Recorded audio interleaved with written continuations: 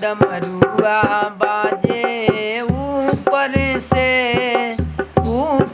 से कैलाशी बाबा आवे, ऊपर से कैलाशी बाबा आवे, ऊपर से भोला के जटा में गंगा बिराजे माथे चंदा साजे, बाजे डमरुआ ऊपर से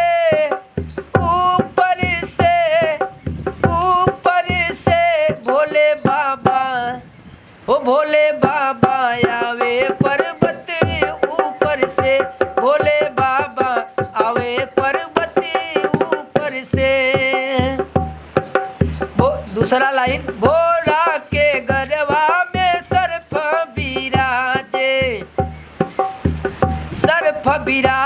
हो, सर्प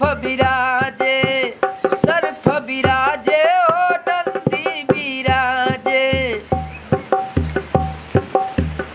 सब भक्त लोग आवे गाड़ी बूफर से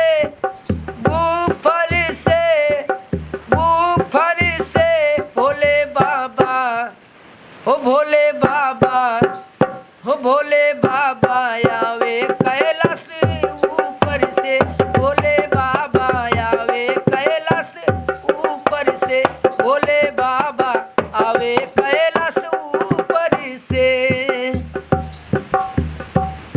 ए भोला बाबा के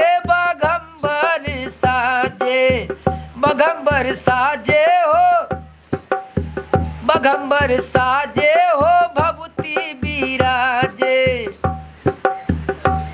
कितना भक्त गण आवे स्कूटर से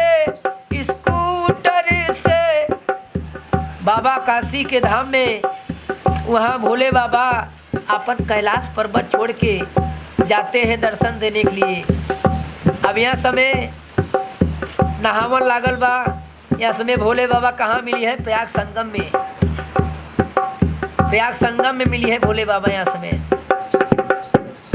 भक्त गण लोग आवे स्कूटर से फॉर्च्यूनर से, भोले बाबा आवे कैलाश ऊपर से, शिव शंभु आवे कैलाश ऊपर से।